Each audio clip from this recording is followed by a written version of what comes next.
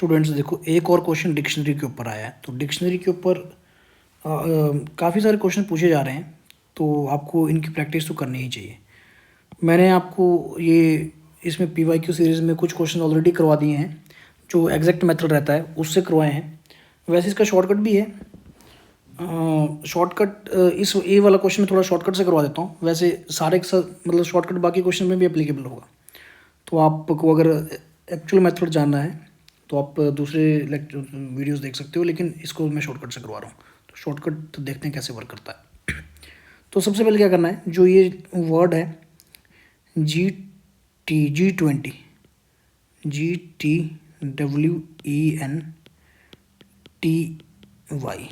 मैं आपको थोड़ा सा आइडिया भी दूंगा कि शॉर्टकट बना कैसे। एक्चुअल में इसकी डेरिवेशन जो है ना वो एक्चुअल मेथड से ही आई है। तो सबसे पहले ऐसा करो, अल्फ़ाबेटिकल ऑर्डर में इनकी वैल्यू लिख दो कि सबसे पहले कौन आएगा इनमें। आई थिंक सबसे छोटा इनमें अल्फ़ाबेटिकल में ई ही आएगा, तो ई सबसे पहले है। फिर उसके बाद आएगा ABCDEFG आएगा। आई थिंक जी का नंबर कितना होगा, जी आ जाएगा आपका दूसरे नंबर पे। हाँ, जी दूसरे पे। उसके बाद आएगा आपका एन आएगा, एन आ जाएगा आपका तीसरे पे। एन के बाद आपका आना चाहिए फिर टी आना चाहिए। अब टी यहाँ पे 2 है तो रिपीटेशन हुई है, तो दोनों को 4 नंबर दे दो। And after that W and Y. तो डब्ल्यू आ गया आपका 5 एंड ये आ गया 6। क्लियर। अब जो नेक्स्ट लाइन है, जो इसके बाद आपने क्या करना है, जी के राइट में जो जी का नंबर आया है 2 है, तो इससे छोटे जितने भी नंबर हैं वो अगली लाइन में लिख देना। तो जी से छोटा सिर्फ एक है, ई, तो वो लिख दिया। अब 4 से छोटे कितने हैं, 4 से छोटे आई थिंक 1 और 3 रहेंगे, तो उसकी वैल्यू 2 आ गई। 5 से छोटे कितने हैं इसके राइट में, 1 है, 3 है, 4 है। स्टूडेंट्स एक बात का ध्यान जरूर रखें, जो 4 से छोटे हैं ना ये इक्वल है, इसको नहीं लेना है ना। 4 से जो छोटे हैं वो 1 और 3 दो ही नंबर आएंगे, ये तो इक्वल हो जाएगा, इसको नहीं कंसिडर करना है। क्लियर। अब 5 से छोटे कितने, 1, 3 एंड 4, तो इसकी वैल्यू हो जाएगी 3। 1 से छोटा तो कोई नहीं है, क्योंकि तो ये तो 0 ही आएगा। अब 3 से छोटा भी यहाँ कोई नहीं है, 0 आएगा। 4 से छोटा भी कोई नहीं आएगा, तो ये भी 0 एंड दिस आल्सो 0। क्लियर। अब करने ही इनकी अरेंजमेंट अगले स्टेप में। अरेंजमेंट मतलब इनकी फैक्टोरियल। तो सबसे पहला 0 फैक्टोरियल, दूसरा 1 फैक्टोरियल, तीसरा 2 factorial, third 3 factorial, 4 factorial, 5 factorial and 6 factorial. यहाँ तक स्टूडेंट ये शॉर्टकट वर्क करता है अगर रिपीटेशन नहीं हो रही हो। बट इस क्वेश्चन में क्योंकि रिपीटेशन है, टी इज़ रिपीटिंग 2 टाइम्स, तो इस रिपीटेशन को भी हमने काउंट करना पड़ेगा। जैसे मान लो कोई वर्ड है ABCCD, ऐसे कोई वर्ड है 1 2 ABBCD, ये 5 लेटर वर्ड है, तो इसके जो टोटल परमुटेशन थे 5 फैक्टोरियल डिवाइडेड बाय 2 फैक्टोरियल आते थे ना, क्योंकि B 2 बार रिपीट हो गया, तो वैसे ही यहाँ पर T 2 बार रिपीट हो रहा है, तो ये हमें कंसिडर करना पड़ेगा। तो इसको कैसे इसको इफेक्ट में लाएंगे, जो G है ना, G के राइट में देखो 2 बार रिपीटेशन है ना राइट में, तो यहाँ पे इसका जो वैल्यू आई थी 6 फैक्टोरियल, इसके नीचे 2 फैक्टोरियल हो जाएगा। अब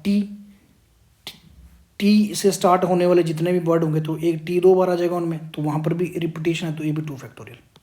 अब इसके आगे कहीं भी रिपीटेशन ही नहीं है, तो ये सारे ऐसे ही रहेंगे। अब फाइनल आंसर क्या बनेगा, फाइनल आंसर लिखने के लिए डायरेक्टली यू विल मल्टीप्लाई करो वैल्यूज़ को। तो जो ये नंबर लिखे ना मैंने, इस रो वाले,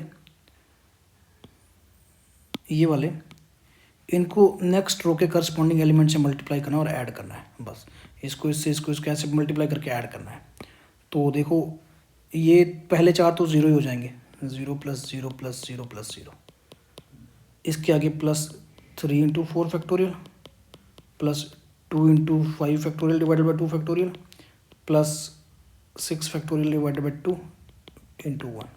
तो इनकी वैल्यू लिखते हैं। 4 फैक्टोरियल कितना होता है, आई थिंक 4 फैक्टोरियल होता है 24, तो 24 को मैं मल्टीप्लाई कर दूंगा 3 से, तो ये तो हो जाएगा अपना 72। और यहाँ पे आएगा 2 से 2 कट गया, 5 फैक्टोरियल 120 और 6 फैक्टोरियल डिवाइडेड बाय 2, 720 2 360, सबको ऐड करो तो 360 और 120 480, और 480 और 72 7 8 7 15 552। तो 552 ये इतने वर्ड्स आ गए। अब आप एक बात देखेंगे ना, हम लेफ्ट साइड को स्टार्ट कर रहे हैं, इसके पीछे को देख रहे हैं, तो इतने वर्ड्स G20 से पहले आ चुके हैं। लेकिन आपसे तो G20 की रैंक पूछी है ना, ये किस नंबर पे, तो यहाँ पे एक और ऐड करना पड़ेगा और जो नंबर आएगा दैट विल बी G20, सो +1। इसकी रैंक आ गई 553। ठीक है स्टूडेंट्स, यहाँ पे क्वेश्चन कंप्लीट हो गया। अब मैं आपको थोड़ा सा ये बताऊँ कि ऐसा किया क्यों हमने, आया कहाँ से। जब आप इसको अल्फ़ाबेटिकली अरेंज करते हैं ना, तो सबसे पहले देखो ई आता, फिर उसके बाद आता जी, फिर आता आपका 3 नंबर पे एन है, फिर टी, फिर टी, फिर उसके बाद आपका क्या आता है डब्ल्यू एंड वाई। जब आप एक्चुअल मेथड से करते थे तो आप सबसे पहले जी से स्टार्ट, मतलब जी से पहले ई है तो ई से स्टार्ट होने वाले सारे देखते थे। तो 1 2 3 4 5 6 7 है ना, तो ई से स्टार्ट होने वाले कितने होते, ई एक तो खुद हो गया, इसके बाद 6 बच गए तो 6 फैक्टोरियल डिवाइडेड बाई 2 फैक्टोरियल आते थे ना, क्योंकि वहाँ पर उनमें जो ये टी था ये 2 बार रिपीट हो रहा था। ऐसे करते थे ना जो एक्चुअल मेथड होता था। अब इसके आगे जी वाले कितने होते, तो ये आपके बनते, जी से इधर वो कितने बच गए, 5 बच गए ना, है ना। तो वो 5 फैक्टोरियल डिवाइडेड बाय, अच्छा जी वाले तो मेरे को काउंट ही करें ना, बेसिकली जी वाला तो मेरे को देखना ही है।